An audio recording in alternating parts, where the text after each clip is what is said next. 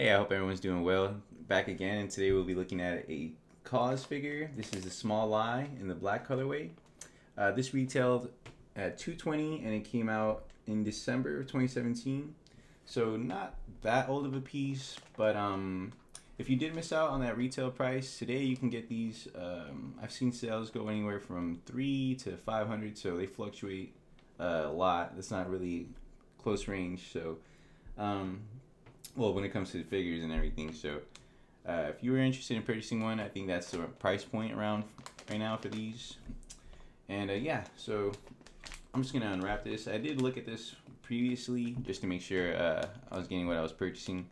The thing with me is that even if I buy something from someone verified or a reputable site, I'm always double, triple checking. I mean, I lock the door and I double check to see if it's locked. So I'm always making sure I get what I pay for it, even if it's from someone reputable. And I and I suggest that you do the same too if you're purchasing like a high-end piece, a figure, or anything. Really doesn't even have to be a high price point. I feel like you should just, inspect and make sure you're getting what you pay for.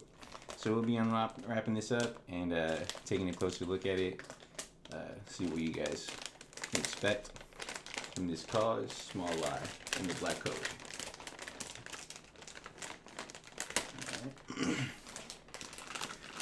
A lot of these figures, well, a few years ago when they started coming out with open editions, I know they started with the companion, and some folks weren't a fan of the open edition packaging, especially for the price point. Again, referring back to that, people figure if they pay a lot of money, they should get something wrapped up in a nice box or whatnot. And I mean, that's all relative if you feel that way or not. I personally enjoy the figure. Whether it comes wrapped up like this or in a box, it is nice to get something boxed up and nice, but at the end of the day, I'm just really happy that I get to, open one and have one. So however way they come, as long as they keep them coming, I'm happy with them. So I'm gonna take this out. And this is how it looks side by side. The wrap. We have the hologram sticker here to verify it. It's sort of like a certificate of authenticity.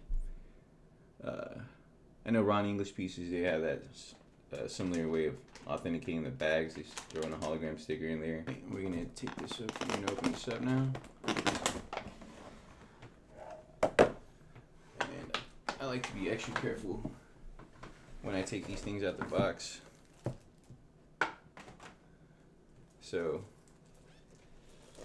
I may look a little funny with this shirt, but I don't like touching these things with my bare hands. Even after I wash my hands, I just try to be extra careful about these things. So yeah, I'm gonna get the wrapping in the back, and these pieces actually do articulate. They have some sort of articulation.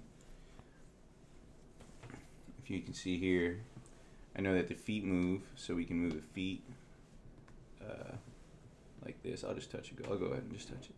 So we can move the feet like this. If you want to pose it like that. Could also move the arms like this. And we could also move the hands like this. So there's actually a few ways to pose them if you're interested in doing that. And I personally like that you can articulate these figures a little bit.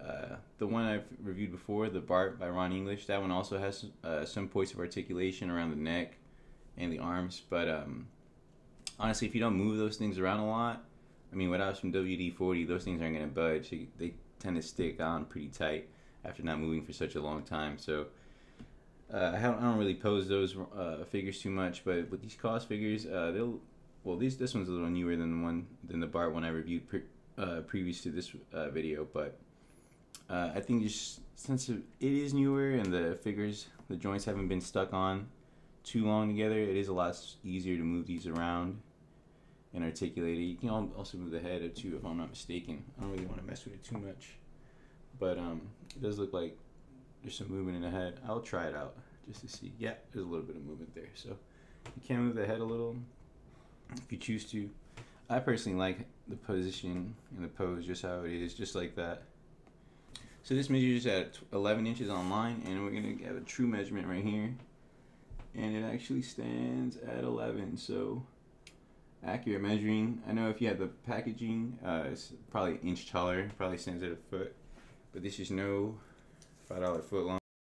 We can see the X's on both the eyes, hands, and feet. And when I looked up the X's when I was first getting into Kaws, I mean, I looked everywhere, but I think the best interpretation I could find was one that I found in the Modern Museum.